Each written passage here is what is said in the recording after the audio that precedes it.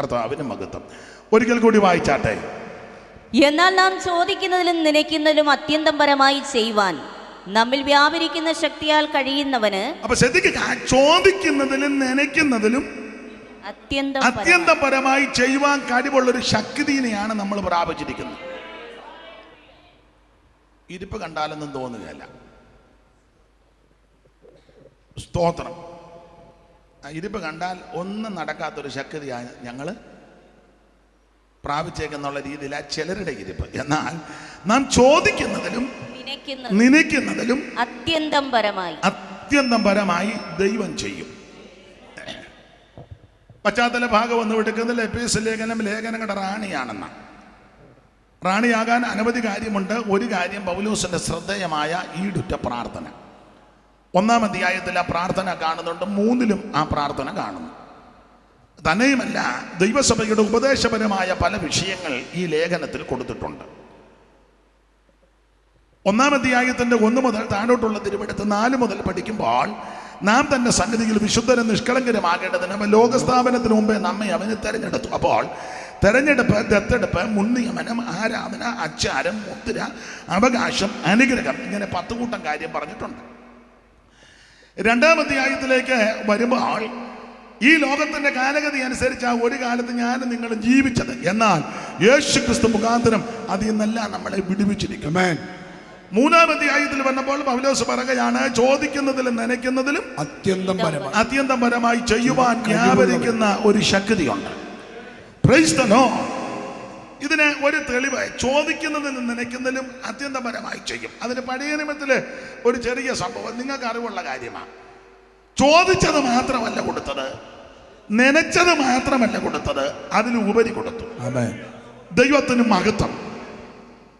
നിങ്ങള് യോശുവയുടെ പുസ്തകം അതിന്റെ 15-ാം അധ്യായം ഒന്നെടുത്താട്ടെ. ആ 15-ന്റെ 19 ഒന്ന് വായിച്ചേ.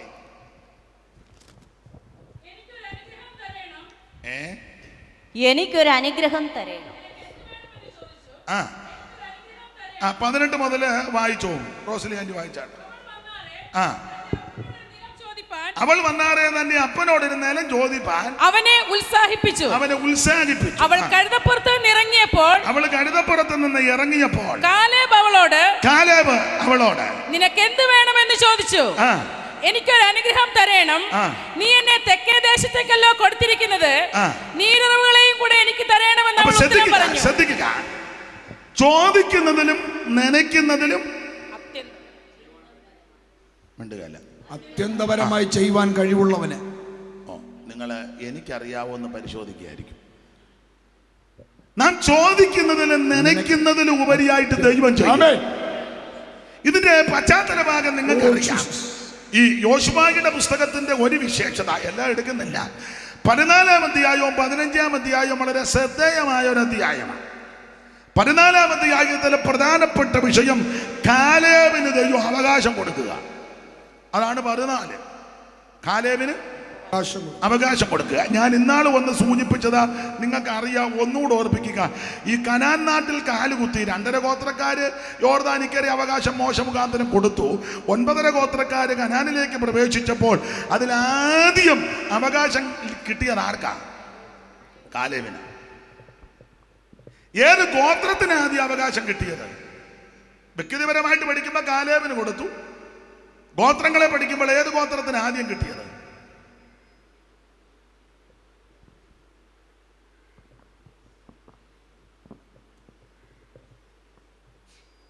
സ്വർഗത്തിൽ അരമണിക്കൂർ മൗനത ഉണ്ടായെന്നൊരു വാക്യമുണ്ട് വെളിപ്പാടില്. വ്യക്തിപരമായി പഠിക്കുമ്പോൾ ആദ്യം അവകാശം കൊടുത്തത് കാലേബിന്. എന്നാൽ ഗോത്രങ്ങളെ പഠിക്കുമ്പോൾ ആദ്യം അവകാശം കൊടുത്തത് ഏത് ഗോത്രത്തിനാണ്? 12 പേരിപ്പോ ഓരോ ഗോത്രം പറഞ്ഞാൽ ആൻസർ ആകും. ആദ്യം അവകാശം കൊടുത്തത് യഹൂദ ഗോത്രത്തിനാണ്. ഇനി വേറൊരു ചിന്ത, ഈ ദൈവദാസന്മാരുടെ സമർപ്പണവും കൂടെ അതിനകത്തൊരു വിശേഷതയാണ്. ഈ കനാനി വന്നപ്പോൾ ദേശം ചീട്ടിട്ട് പകത്ത് ഓരോരുത്തർക്കും കൊടുക്കുന്നത് ആരുടെ നേതൃത്വത്തിലാണ്? യോശുവയുടെ നേതൃത്വത്തിലാണ്. യോശുവായിക്ക് അവകാശം കൊടുത്തത് എപ്പോഴാണ്?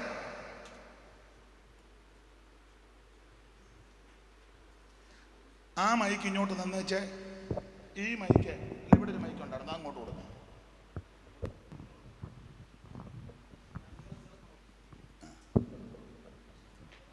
ഇല്ല, എന്നാ മൈക്കില്ല, അങ്ങ് വായിക്കും.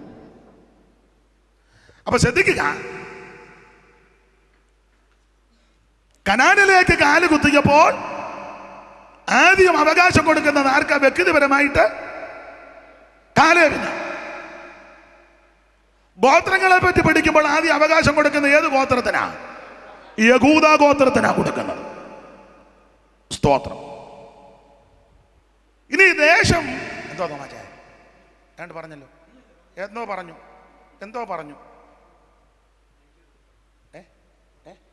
ആ മൈക്കിന്റെ ഞാൻ തന്നെ പ്രസംഗം മോശമാണെന്ന് പറയാന്ന്. സ്തോത്രം. അപ്പൊ ശ്രദ്ധിച്ചേ, യഹൂദ ഗോത്രത്തിനാണ് ഗോത്രങ്ങളിൽ യഹൂദയ്ക്ക് ആദ്യം കൊടുക്കുന്നത്. ഇനി ദേശം പകുത്ത് കൊടുക്കുന്നത് കനാനിലേക്ക് വരുമ്പോൾ ആരുടെ നേതൃത്വത്തിലാണ്? യോശുവായിക്ക. ഈ ഞാൻ എന്നെയും കൂടെ പ്രതിയാക്കി പറയുക, ദൈവദാസന്മാരുടെ ഒരു വിശേഷത സമർപ്പണവും നിങ്ങൾ അവിടെ പഠിക്കും. യോശുവായിക്ക് അവകാശം കൊടുക്കുന്നത് എപ്പോഴാണ്? ഏറ്റവും ഒടുവിൽ. നമ്മളാണ് ആദ്യം നമ്മുടേത് എടുത്തേച്ചേ. ഞങ്ങളുടെ അമ്മയുടെ ഭാഷ പറഞ്ഞ തലപ്പങ്ക് നമ്മൾ എടുക്കും. ഒരു ദൈവദാസന്റെ ഏറ്റവും നല്ല മാതൃകയാണ്. ഞാൻ എന്നെയും കൂടെ പ്രതിയാക്കിയ നമ്മളിവിടെ ഒരു യോഗത്തിന് ആദ്യം നമ്മുടെ കസാര ഉറപ്പിക്കും. പിന്നെ ആരെങ്കിലും വന്നാൽ നമ്മൾ ഇങ്ങനെ നോക്കും, പിന്നെ ഒത്തില്ലെങ്കിൽ കണ്ണടച്ചിരിക്കും. സദ്യക്ക് ചെന്നാലും നമ്മുടെ ഇല, നമ്മുടെ ഭാഗം, അതൊക്കെയാണ് നമ്മൾ കൂടുതലും. ഉദാഹരണമാണ്, നിങ്ങൾ മുഖമൊന്നും കറുപ്പിക്കണ്ട. സ്തോത്രം. നീ മറ്റുള്ളവരെ ആദരിച്ചാൽ, മറ്റുള്ളവരെ മാനിച്ചാൽ നിനക്ക് നിന്റെ സന്തതിക്ക് ഒരു ദോഷവും വരികയില്ല. 14-ാം അധ്യായത്തിൽ ആ കാലേബിന് അവകാശം കൊടുക്കുന്നത്, യോശുവായ്ക്ക് അവകാശം ലഭിക്കുന്നത് ഒടുവിൽ 19-ാം അധ്യായത്തിലാണ്. നാം മറ്റുള്ളവരെ ഒന്നുകൂടെ ബഹുമാനിച്ചാൽ, ആദരിച്ചാൽ നമുക്ക് ദോഷമല്ല വരുന്നത്, നമുക്ക് നമ്മുടെ സന്തതിക്ക് എന്നും അനുഗ്രഹമുണ്ടാകും. ഈ സ്വന്തം കാര്യം സിന്ധാവ എന്ന് ചിന്തിക്കുന്ന ധാരാളം ആൾക്കാർ ആത്മീക ലോകത്തുമുണ്ട്.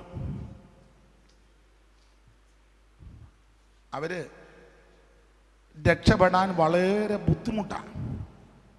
എന്നും അവർക്ക് പണ്ടപ്പരപ്പായിരിക്കും, എന്നും അവർക്ക് പരാജയമായിരിക്കും, എന്നും അവർക്ക് ദാരിദ്ര്യമായിരിക്കും, എന്നും അവരെ കരഞ്ഞും കൂവിയും നടക്കും. ഒരു തർക്കവുമില്ല. എന്നാൽ നീ മറ്റുള്ളവരെ ഒന്ന് ആദരിച്ചേ, മറ്റുള്ളവരെ ഒന്ന് ബഹുമാനിച്ചേ. നീ കഴിച്ചില്ലെങ്കിലും മറ്റുള്ളവർക്ക് കൊടുത്തേ, നീ അവൻ ധരിച്ചില്ലെങ്കിലും മറ്റുള്ളവർക്ക് കൂടെ കൊടുത്തേ, നിനക്ക് ഒരു കുഴപ്പവും വരികയില്ല. ഞാൻ ഓടിച്ച് മുമ്പോട്ട് പോകാൻ ഈ വിഷയം പ്രസംഗിപ്പാനൊന്നും സമയമില്ല. ദൈവത്തിന് മഹത്വം. 1-2 കാര്യങ്ങളങ്ങ് പറയാം. ദൈവത്തിന് മഹത്വം. അപ്പോൾ ഈ കനാൻ നാട്ടിലേക്ക് കാല് കുത്തിയപ്പോൾ ആദ്യം അവകാശം കൊടുത്തത് ആർക്കാ? കാലേബിന്. കാലേബ് ഏത് ഗോത്രത്തിൽപ്പെട്ട ആളാ? കാലേബ് പറയുന്നയാള് സ്ഫുടമായിട്ട് ഒക്കെന്നെങ്കിൽ എഴുന്നേറ്റ് എന്ന് പറഞ്ഞു. ചുമ്മാ ഇരുന്ന് പോറുപോറക്കരുത്. ഇപ്പം ആരുമില്ലേ? ആൻസർ പറയുന്ന ആൾക്കാർ എഴുന്നേറ്റ് നിന്ന് സ്ഫുടമായിട്ട് പറയണം. കാലേബ് ഏത് ഗോത്രത്തിൽപ്പെട്ടയാളാ? ഇരുന്നോണ്ട് പറയരുത്, എഴുന്നേറ്റ് എന്ന് പറയണം. മേരിയമ്മ സാധാരണ ആൻസർ പറയാനതാ. എന്ത് ചെയ്യാതോ? കാലിന് വയ്യ, അതാ. കറക്റ്റാ. അപ്പൊ കാലേബ് മേരിയമ്മ പറയുള്ളൂ എന്ന് എനിക്കറിയാം. അപ്പൊ ശ്രദ്ധിക്കുക, യഹൂദ ഗോത്രത്തിൽപ്പെട്ടയാളാണ് കാലേബ്. അവിടെ ഒരു പദമുണ്ട്, യഹൂദ ഗോത്രത്തിൽ യെഫുന്നയുടെ മകൻ കാലേബ്. അപ്പോൾ വേറൊരു ഭാഗത്ത് കൊടുക്കുന്നത് കെനിസ്യനായ യെഫുന്നയുടെ മകൻ. അങ്ങനല്ലേ ഒരു വാക്യം? അനന്തരം യഹൂദ മക്കൾ ഗിൽഗാദിൽ യോശുവയുടെ അടുക്കൽ വന്ന് കെനിസ്യനായ യെഫുന്നയുടെ മകൻ കാലേബ് അവരോട്. അപ്പൊ ശ്രദ്ധിക്കുക, ഇവിടെ കെനിസ്യനായ യെഫുന്നയുടെ മകൻ കാലേബ്. അപ്പോൾ വേറെ പഠിക്കുന്നവർക്ക് തർക്കം വരും. അപ്പൊ കാലേബ് കെനിസ്യനായ യെഫുന്നയുടെ മകൻ. കെനിസ്യര് വേറെ അല്ലേ? എങ്ങനെയാ യഹൂദാ ഗോത്രമാകുന്നത്? ഇത് കെനിസ്യനാണ്. അപ്പോൾ അബ്രഹാമിനോട് ദൈവം വാഗ്ദത്തം കൊടുക്കുമ്പോൾ അബ്രഹാമിനോട് ദൈവം പറഞ്ഞു, 10 ജാതികൾ തിങ്ങിപ്പാർക്കുന്ന ആ സ്ഥലമാണ് നിനക്ക് ഞാൻ തരാൻ പോകുന്നത്. 10 ജാതികൾ. അതിലൊരു ജാതിയാണ് കെനിസ്യര്. വായിച്ചേ ഉൽപ്പത്തി പുസ്തകം 18 മുതൽ വായിച്ചേ.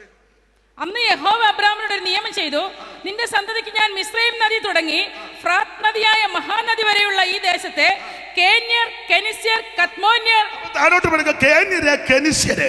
അബ്രഹാമിനോട് ഉൽപ്പത്തി പുസ്തകം 15-ാം അധ്യായത്തിൽ യാഗത്തിന് അനന്തരം അവൻ ദൈവം പ്രത്യക്ഷപ്പെട്ട് പറയാണ് കെനിസ്യര്. ആ 10 ജാതികളിൽ ഒന്നാണ് കെനിസ്യര്. ഇനി കെനിസ്യര് ആരാന്നൊരു ചിന്ത. ഏശാവിന്റെ കൊച്ചുമകൻ ഒരാൾ കെനിസ്യനുണ്ട്. ഏശാവിന്റെ കൊച്ചുമകൻ. ഉൽപ്പത്തി പുസ്തകം 36-ാം അധ്യായത്തിന്റെ 40-ാം വാക്യം വായിച്ചു.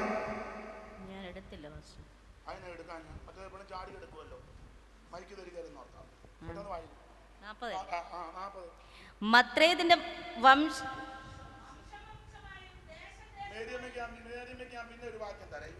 വംശവംശമായും ദേശം ദേശമായും പേരുപേരായും യേശാവിൽ നിന്ന് ഉത്ഭവിച്ച പ്രഭുക്കന്മാരുടെ പേരുകളാവിത്: തിമ്ന പ്രഭു, അൽവ പ്രഭു, യഥേത്ത് പ്രഭു, ഒഹലീബാമ പ്രഭു, ഏല പ്രഭു, പീനോൻ പ്രഭു, കെനസ് പ്രഭു. അപ്പൊ ഇത് ഒരു പ്രഭുവിന്റെ പേരാണ് കെനസ്. അപ്പൊ ഇത് തർക്കമുണ്ട്, ഇത് ആരൊക്കെയാണ്? അപ്പൊ ഒന്ന് അബ്രഹാമിനോട് ദൈവം പറഞ്ഞ 10 ജാതികളിൽപ്പെട്ടത് ഒന്ന് കെനിസ്യര്. ഏശാവിന്റെ കൊച്ചുമക്കളിൽപ്പെട്ട ഒരുത്തനാണ് കെനസ് പ്രഭു. അപ്പൊ ചിലര് പറയുന്നത് ഈ കാലേബ് യഹൂദാ ഗോത്രക്കാരനല്ല, കെനിസ്യനാണെന്നാണ്. എന്നാൽ വേദം പഠിച്ചവര് പറയുന്നത് കെനിസ്യര് പാർക്കുന്ന ദേശത്ത് യഹൂദാ ഗോത്രക്കാരനാകുന്ന കാലേബ് വന്ന് പാർത്തു. അതുകൊണ്ട് പിന്നത്തേതിൽ കാലേബിനെ പറ്റി പറയുമ്പോൾ കെനിസ്യനായ, ഇപ്പം എന്നെ പറ്റി ചിലര് പറയാൻ കാവാലങ്കാരനായ, ഇത്രേ ഉള്ളൂ. പുന്നക്കാട്ടുകാരനായ തോമാചായൻ. ഇങ്ങോട്ട് നോക്ക്, തോമാചായ പുന്നക്കാട്ടല്ലേ? കുടിക്കാല പുന്നക്കാട്ട്. നമ്മൾ പിന്നെ പന്തളം എന്ന് പറഞ്ഞ് പുള്ളി പന്തളത്ത് ഇപ്പൊ താമസിക്കുന്നത് കൊണ്ട്. Aivarkala Johnson pastor. ഐവർകാല എന്ന് പറയുന്നൊരു ഗോത്രമൊന്നും അല്ലല്ലോ, അല്ല. ഇതാണ് യെഫുന്നയുടെ മകൻ, കെനിസ്യനായ യെഫുന്നയുടെ മകൻ. കാലേബ് ഓടിച്ചു നിർത്താം. ദൈവത്തിന് സ്തോത്രം. ഈ കാലേബിനാണ് ദൈവം ആദ്യം കനാൻ നാട്ടിൽ അവകാശം കൊടുക്കുന്നത്.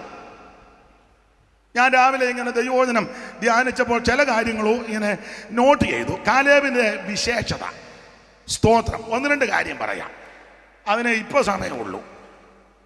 ഈ കാലേബിന് ദൈവം കനാൻ നാട്ടിൽ ആദ്യം അവകാശം കൊടുക്കാനുള്ള ഒന്നാമത്തെ കാരണം, ഈ കാലേബ് ദുർവർത്തമാനം പറഞ്ഞില്ല. ദുർവർത്തമാനം അതാ കാലേബിന്റെ ഒരു വിശേഷത. നിനക്ക് ദൈവത്തിൽ നിന്ന് വല്ല അവകാശവും വേണമെങ്കിൽ നിന്റെ വായും ചുണ്ടും അടങ്ങിയിരിക്കണം. നിങ്ങൾ സംഖ്യാപുസ്തകം 13:32 ഒന്ന് വായിച്ച്. സംഖ്യ 13:32. അല്ല, മേരിയമ്മ വായിക്കണം. മേരിയമ്മ മുമ്പ് ആഗ്രഹിച്ചൊരു വാക്യം പറഞ്ഞതാ, അതുകൊണ്ട് മേരിയമ്മ വായിച്ചാട്ടെ. എടുത്തോ. 13:32. സംഖ്യാപുസ്തകം 13:32. ദൈവത്തിന് മഹത്വം. എന്നെ ഇന്നിത്ര ഒരു ക്ഷീണവും താമസവും ഒക്കെ. എന്നാ എടുത്തവര് വായിക്കട്ടെ. എടുത്തവര് ഒരാൾ വായിച്ചേ. അവർ ഇസ്രായേൽ മക്കളോട് ദുർവർത്തമാനമായി പറഞ്ഞത്. ശ്രദ്ധിച്ചേ. അപ്പോൾ ഈ 12 പേരെ അയച്ച കൂട്ടത്തിൽ 10 എണ്ണവും വന്ന് ദുർവർത്തമാനം പറഞ്ഞു. പക്ഷേ യെഫുന്നയുടെ മകൻ കാലേബ് ദുർവർത്തമാനം പറഞ്ഞില്ല. പ്രസംഗിക്കുന്ന എന്നോട് ഞാൻ പറയുക, അനീഷ് കാവാലം ദുർവർത്തമാനം പറയരുത്. വാക്യം വായിച്ച സാറായോട് പറയുക, ഫോൺ എടുത്ത് ദുർവർത്തമാനം പറയരുത്. വാക്യം വായിക്കുന്ന എല്ലാവരോടും പറയുക, ഇത് വായിച്ചു ഫോൺ എടുത്ത് ദുർവർത്തമാനം പറയരുത്. സ്റ്റേജിലിരിക്കുന്ന ദൈവദാസന്മാരോട് പറയുക, യോഗം കഴിഞ്ഞോ, യോഗത്തിന് വന്നോ, യോഗം കൂടിക്കഴിഞ്ഞ് നീ ഫോൺ എടുത്തും 2 പേരെ കണ്ട് നീ ദുർവർത്തമാനം പറഞ്ഞാൽ നിനക്ക് അവകാശം കിട്ടത്തില്ല. നിനക്ക് അവകാശം വേണമെങ്കിൽ, നിനക്ക് ഓഹരി വേണമെങ്കിൽ വായും ചുണ്ടും അടങ്ങിയിരിക്കണം. വാക്ക് ശ്രദ്ധിക്കണം, വാക്ക് ശ്രദ്ധിക്കണം. വാക്ക് വരുത്താൻ പാപമാ. മറ്റുള്ളവരെ ബഹുമാനിക്കണം, അവരെ താരടിച്ച്, അവരെ തേജോവധം ചെയ്ത്, അവരുടെ കുറ്റവും കുറവും കണ്ടുപിടിച്ച് ഇങ്ങനെ പേരും പേപ്പറുമായിട്ട് ഇരിക്കുക. എന്തുണ്ട് അപകട? അങ്ങനെ പറഞ്ഞാൽ കുഴപ്പമൊന്നുമില്ല, പക്ഷെ നിന്റെ അവകാശം കിട്ടത്തില്ല, നീ കനാനിലെത്തത്തില്ല. ഇന്ന് പകൽ എന്നെ കേൾക്കുന്ന ദൈവത്തിന്റെ പൈതല്, നിന്റെ വായിൽ സ്തുതി സ്തോത്രമായിരിക്കണം, നിന്റെ വായിൽ ദൈവത്തിന്റെ പുകഴ്ചയായിരിക്കണം. നീ ദൈവത്തെ മഹത്വപ്പെടുത്ത്, ദൈവത്തെ ആരാധിക്ക്, ദൈവത്തിന് സ്തോത്രം പറ. അടമനാ ജലദല ഭൈഷസ് അംദല പ്രവടി ബിരിബിക ബല ബല ബല ബല വീരജാല രഗദന ബിരിബിക ബല ബല ബല. ഓ ദൈവത്തിന് മഹത്വം, ഓ ജീസസ്. സങ്കീർത്തനക്കാര് പാടുക, എന്റെ വായിലെ വാക്കും എന്റെ ഹൃദയത്തിലെ ധ്യാനവും അവിടുത്തേക്ക് പ്രസാദമുള്ളതാണ്. എന്നെ കേൾക്കുന്ന ദൈവത്തിന്റെ പൈതല്, കാലേബിന് അവകാശം കനാന് ലഭിക്കാൻ കാര്യം മറ്റുള്ളവർ ദുർവർത്തമാനം പറഞ്ഞപ്പോ പുള്ളി ഏറ്റു പറഞ്ഞു മിണ്ടിയില്ല. ഇതാരേലും ദുർവർത്തമാനം പറഞ്ഞ അവർക്ക് അറിയാത്തതും കൂടെ നമ്മൾ പറഞ്ഞു കൊടുക്കും. ബേബിച്ചിന് മറ്റേ കാര്യം അറിഞ്ഞായിരുന്നു, അവനാ യോടി അതല്ലേ ഇത് ആണോ, അവർക്ക് അറിയാൻ മേലാത്തതും കൂടെ നല്ല ചേരുമ്പടി ചേർത്ത് പറഞ്ഞു കൊടുക്കും. അതാ പ്രധാന. അറിയാൻ മേലാത്തതും കൂടെ പറഞ്ഞ് ചുമ്മാ ഫോണെടുത്ത് നാട്ടുകാരെല്ലാം വിളിച്ചു കുരുക്ക. അറിഞ്ഞു, പാതിരാത്രിക്ക് ഉറക്കമില്ലല്ലോ. സ്തോത്രം. അവരുടെ കുറ്റം. ഒരു കാര്യം പറയാം, നിന്റെ ഫോണ് മറ്റുള്ളവർക്ക് ദോഷം ഒപ്പിക്കാനുള്ളതല്ല. നീ മുതുപാതിരായിക്ക് കുത്തിയിരുന്ന് ഈ ഉള്ള കുരുക്കും കുഞ്ഞായ്മയെല്ലാം ഒപ്പിച്ച കുഴപ്പമൊന്നുമില്ല. ഞാനൊന്നും മിണ്ടത്തില്ല, പലരും മിണ്ടുകയില്ല. പക്ഷേ ദൈവം ഇത് കാണുന്നുണ്ട്. നീ ചെല്ലേണ്ട സ്ഥലത്ത് ചെല്ലുകയില്ല, നിനക്കുള്ള അവകാശം കിട്ടത്തില്ല, നിനക്കുള്ള ഓഹരി കിട്ടത്തില്ല. അവൻ വഴിയിൽ പട്ടുപോകും. അതുകൊണ്ട് ആരും പട്ടുപോകരുത്, ആരും നശിച്ചു പോകരുത്, ആരും തകർന്നു പോകരുത്. നമ്മുടെ വായിലെ വാക്കും ഹൃദയത്തിലെ ധ്യാനവും ദൈവത്തിന് പ്രസാദമാകട്ടെ. ദൈവത്തിന് മഹത്വം, ദൈവത്തിന് മഹത്വം. കരമുയർത്തി ഹല്ലേലൂയ പാടാം. ഞാൻ ഈ പ്രസംഗത്തിൻ്റെ മുഖവര ഒന്ന് പറഞ്ഞതേ ഉള്ളൂ. ദൈവം അനുവദിച്ചാൽ ചൊവ്വാഴ്ചയും വെള്ളിയാഴ്ചയും ശനിയാഴ്ചയൊക്കെ നമുക്ക് യോഗമുണ്ടല്ലോ, അവസരം കിട്ടുകയാണെങ്കിൽ ഇതിൻ്റെ ബാക്കി നമുക്ക് ചിന്തിക്കാം. എല്ലാവരും പ്രാർത്ഥിച്ചാട്ടെ, എല്ലാവരും പ്രാർത്ഥിക്കുക. ദൈവത്തിന് മഹത്വം, ദൈവത്തിന് മഹത്വം. ഇത്ര ഭാഗ്യമൻ ജീവിതത്തിലേക്കിയ പ്രാണപ്രിയനൻ പ്രമോദം. ഇത്ര ഭാഗ്യമൻ ജീവിതത്തിലേക്കിയ പ്രാണപ്രിയനൻ പ്രമോദമേ. അവന് ഉപനിധി കാത്തിടും, വനമേഘത്തിലെന്നെ ചേർത്തിടും. അവന് ഉപനിധി കാത്തിടും, വനമേഘത്തിലെന്നെ ചേർത്തിടും. തേജസ്സിലെ ശൂവി പൊന്മുഖം കൈയടിച്ച് ചേർന്ന് കാലമേറ്റമാസന്നമേ. തേജസ്സിലെ ശൂവി പൊന്മുഖം ഞാൻ കാണോ, കാലമേറ്റം ആസന്നമേ. ഈ മണ്ണിൽ എന്റെ ക്ലേശം അല്പകാലം മാത്രമേ മാഞ്ഞു പോമതു കിനാവു പോ. ഈ മണ്ണിൽ എന്റെ ക്ലേശം മാഞ്ഞു പോമതു കിനാവു പോ. നിത്യതേജസീധനമോണോ വലമൻ പ്രിയനെന്നു നൽകിടോ.